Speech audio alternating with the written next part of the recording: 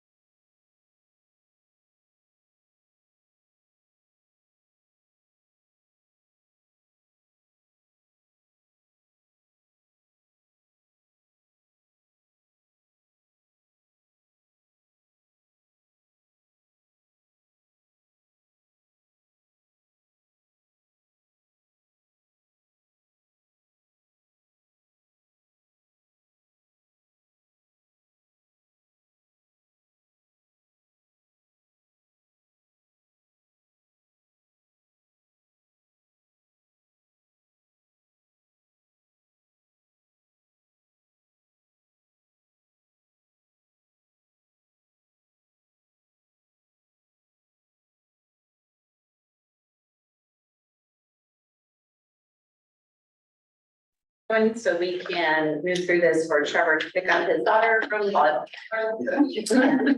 Okay, Ginger Casper, Trevor Hammonds, Present. Renee Porter, Gina Blom, that's it, and Sarah Berry.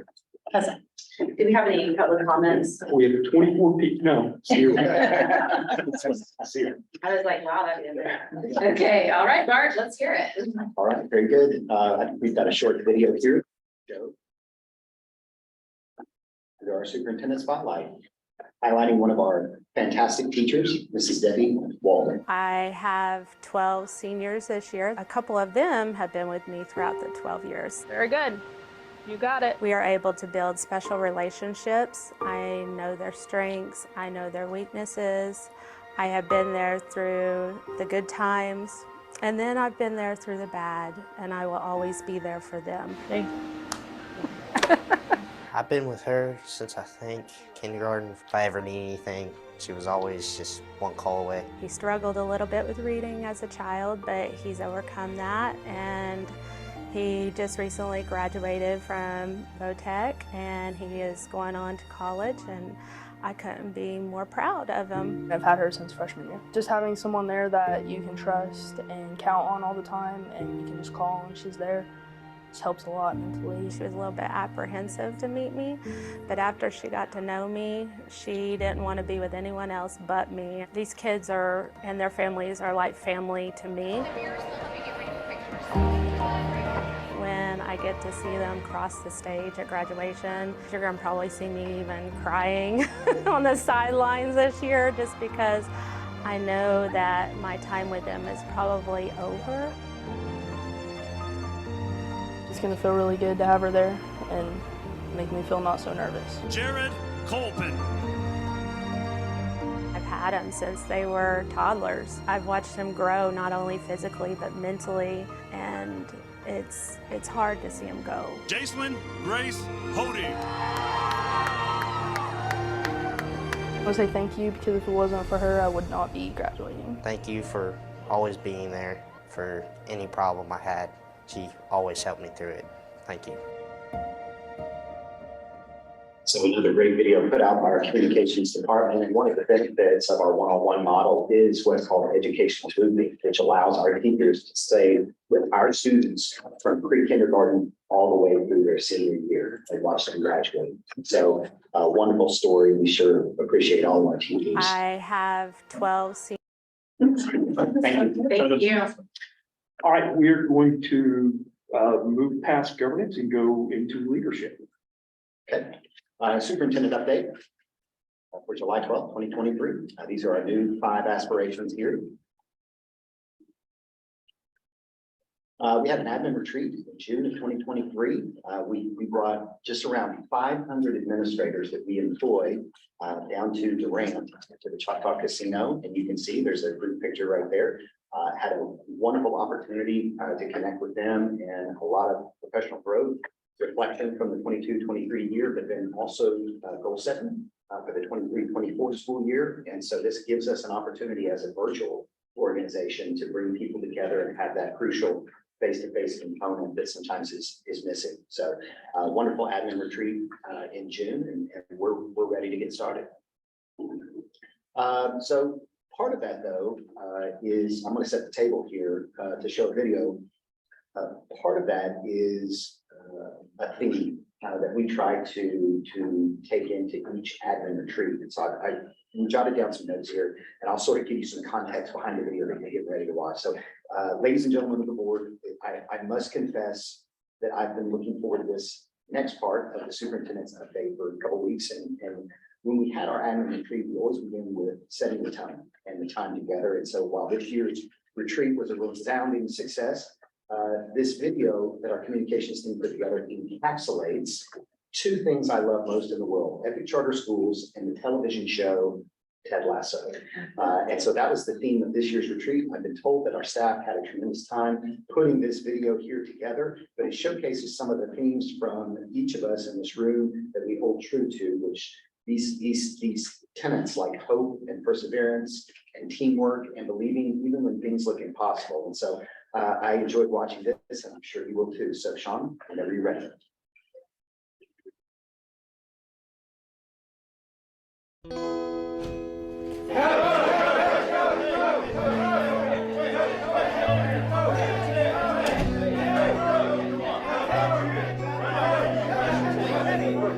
Coach Lasso, that was a beatdown of epic proportions. Tell us what happened. What happened? Well, what happened was we got scared, afraid to kick the ball, afraid to pass, afraid to do the very thing we know how to do best, the thing we set out to do in the first place. Is this it then? Are you giving Ted the boot? Are you mad? Not before he tells me where he gets these biscuits. Is Richmond giving up then? Are you done? Feels that way, don't it? Well, in case you hadn't noticed, I'm either too dumb to know when to throw in the towel or possessed by a spirit that just don't know when to quit living. Makes me think of this little place back across the pond, this scrappy little school filled with a bunch of people who just, I don't know, could stare down their giants a little bit like a soon-to-be King David. They had a motto: school can be different. Well, let me tell you, they took that motto and ran with it, blazed through star-studded skies like a golden comet. Here we go again with another one of his winding stories. Yeah, but if I remember correctly, there's a unicorn in this one. Now, what made this school different, you ask? Well, it was all about the individual. They treated every kiddo like they were as unique as a fingerprint, or maybe a pigeon with a particularly snazzy feather do. Education there wasn't about this rubber stamp cookie cutter kind of thing. They believed that personalizing things were the key to unlocking a kiddo's full potential. Picture this: little Jamie loves dinosaurs. Jamie roars during math lessons. Favorite history lesson involves a time-traveling triceratops. At this school, they don't just tolerate Jamie's love of dinos, they embrace it. They let Jamie do math by counting dino teeth and do history lessons by building out dino dioramas. See, they let Jamie be Jamie because they knew when folks are allowed to be themselves, well, that's when the magic happens. At this school, they embrace diversity. Like a bag full of jelly beans with each flavor has its own unique awesomeness. They didn't just tolerate differences, well, they saw them as something to celebrate. They created a place where kiddos of all backgrounds and interests and talents could belong and know they belonged. They built a community that was as vibrant and colorful as a unicorn disco party. And results were nothing short of miraculous. Kids soared to new heights like bald eagles mainlining cans of Red Bull. Americans and your eagles. They discovered a love for learning that was contagious, like a laughter epidemic in a room full of ticklish pandas. They embraced their quirks, danced their own beat, and let their imagination run free. Trench Krim, Independent. Go ahead, Trent. I don't mean to seem impolite. Your story is quite fascinating. What does any of it have to do with Richmond? Well, everything, if I'm being honest. You know, this was a underdog school with classrooms full of underdogs, ran by a whole pack of underdogs, a lot like Richmond. And, you know, year after year, they beat the odds. And do you think Richmond will beat the odds this year? Well, that little school believed they would. Even when believing was all they had. And because of that, I believe. I believe in the magic of the individual. I believe in the power of common bonds. I believe those bonds hold fast in our darkest hours. I believe in the spark that ignites new ideas and brighter tomorrows. Oh yeah, I believe. Now, what do you say we make this day as epic as a T-Rex breakdancing on a rainbow? It's tricky to rock around, that's right, on time is tricky. It's tricky. Yeah, might be all that you get. Yeah, I guess it's might well be it. But heaven knows I've tried.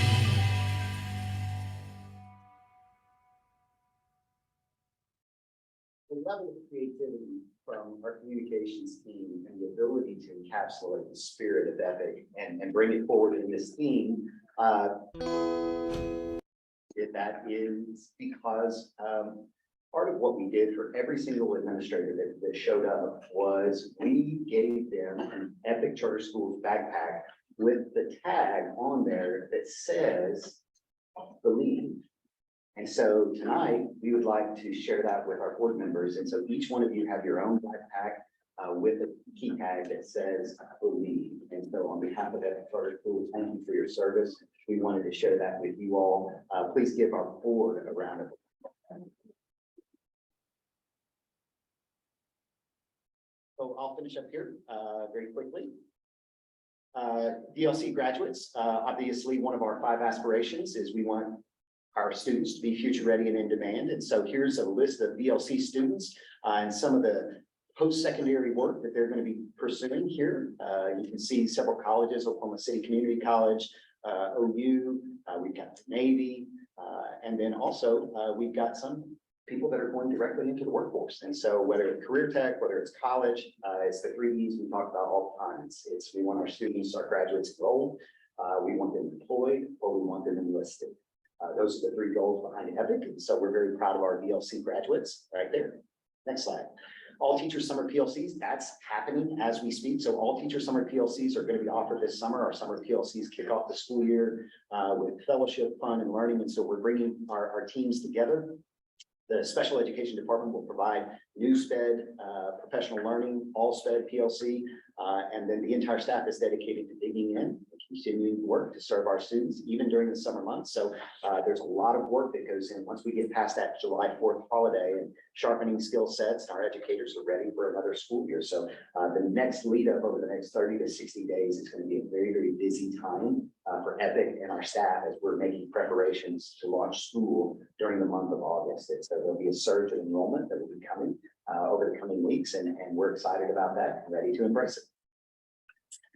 Veteran teacher workshops. Our teacher development team is going to be offering training opportunities this summer with workshops for all of our veteran teachers and they're going to be divided by 2nd-year teachers, 3rd-year teachers, and Epic veteran and SPED teachers. And so it will be specifically customized to them and exactly what they need to prepare for educating over 20,000 students across the state of Oklahoma. So we're very, very pleased with that. Our development technology consultants are going to offer multiple educational workshops as well. And so really it's about customizing for our staff and making sure that they are equipped to be successful.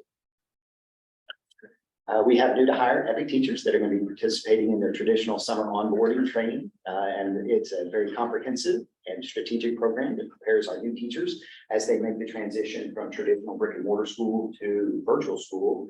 There's a little bit of detox that has to occur there. And so we're going to be spending time over the next 30 to 60 days working with our new staff, and teacher development team is going to be hosting an annual new teacher summer PLC to give first-year teachers the official warm in-person welcome that they deserve. And we've actually hired over 100 certified teachers across the state of Oklahoma this year that will be joining Epic. So we're excited for our new employees as well. I want to give you a very quick update. Our employees attended the Power School Conference, including myself, in Orlando. Madison Berkman, Beth Powell, Whaling, and Sean Franzio presented a session on Monday, and the tech and systems support team members are attending, and our Deputy Superintendent of Instruction and Technology, Justin Hunt, Roger Kimmel, also attended as well. And not only did we attend, but we were asked by Power School to present. And so Madison jumped up there with Beth and Sean and presented on one of the Power School tools that we use called eCollect forms. And I'm going to be honest with you, I only understood about half of what she was talking about because the depth of knowledge level was like a 3 or a 4.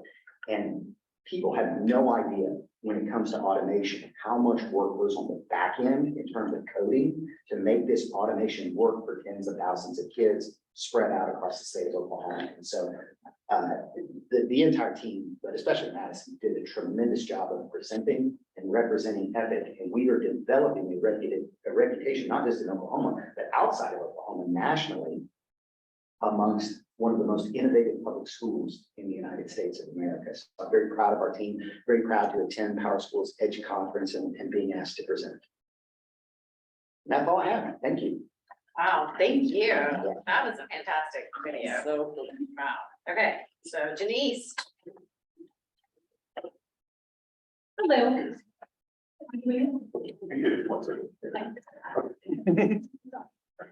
We're doing the financial update for May 31st in your assembled meetings. All the financial statements are there for you to review if you haven't already. I will just go over the highlights. The balance sheet at the end of May. Fund balance was just under 93 million. That's going to jump down in June. We'll be talking about.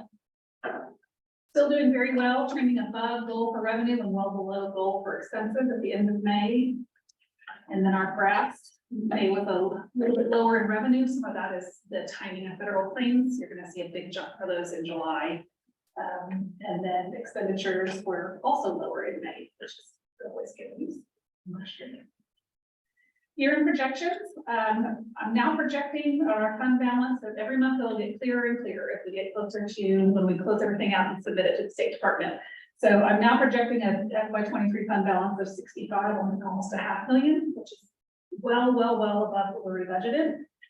Last month, that number was around 58 million, was what I was projecting. And as we finish paying the bills, and start closing POs, and we wrapped up the housing fund, and all of these things start to get fully wrapped up, the money goes back to the fund balance. Anything that's on a PO that hasn't been spent is closed and goes back to fund balance. And then we carry it over into the next year for all the new and exciting innovations that we have coming up this year.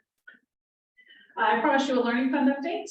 So we had almost 29 million encumbered and 22.5 paid as of yesterday when I created the slide. And we think that these are the final numbers for the year for the learning fund. 210,000 orders were processed for Amazon and non-Amazon, and 584,000 items were charged to student accounts by the ACTETS team, which is significant. And now we start back at zero and start all over again. So great work by those teams this year. And we're very excited about all the things coming this year in the learning fund.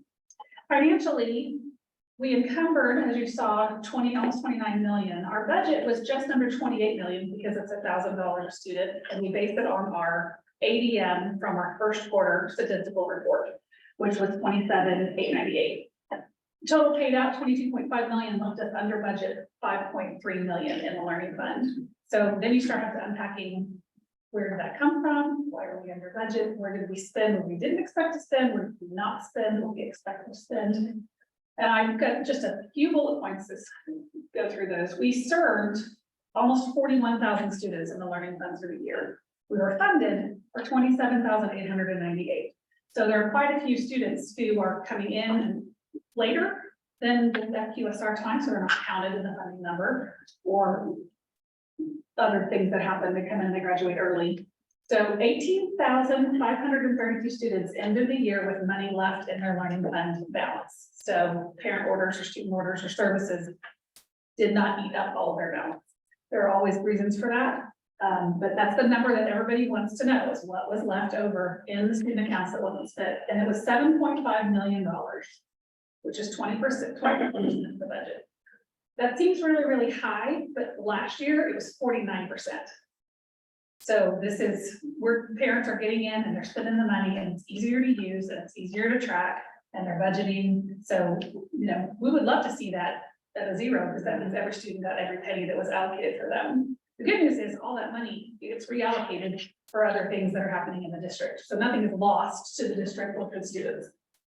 We spent $2 million on 6,044 late enrollees, which means they came in after the QSR cutoff. So they were not allocated to $1,000 budget, but they got a laptop and they got curriculum, or they had the required supplemental on their IEP. And we furnished those at no charge, obviously. And so they basically have a negative in their account because we're spending money that's not in the budget for those students. So when you net those out, it's $5 million. So there's a lot more intricacies than that. That's the kind of the overview. In the finance committee, we might dig in further, but that's where we ended up with the learning fund this year. Anything that's unspent is part of the general fund, and it is part of the big picture budget. So as we're going through the year, we're watching this happen, and every year we get better and better at understanding how these things work. But there are a lot of stakeholders in the learning fund. So ELT is not sitting around deciding how this money is going to be spent. Parents and students and teachers are discussing and deciding how this money is going to be spent. And I don't have all of them in my budget meetings, so I can't forecast what they're going to do. That makes it a lot harder. But monitoring that through the year and watching those trends and seeing every year to year to year, if we have 26% left over every year, then we can start a budget for that, because then there's a pattern. We're way too young in this to have a pattern. To swing from 49% to 26%, that crystal ball is not going to help me. So we're just going to keep watching and seeing what happens.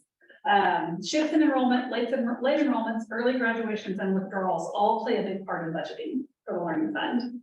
And that is a whole nother like college level course in statistics that I rely on the statistics team, the data team to crunch for us.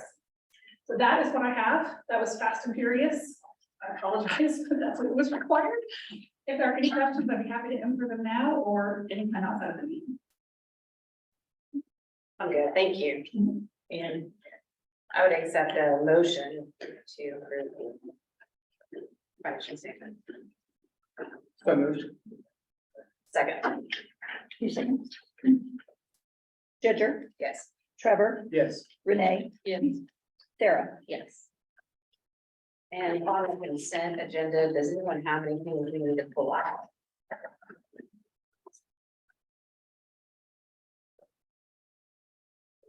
Accept the motion to approve the consent.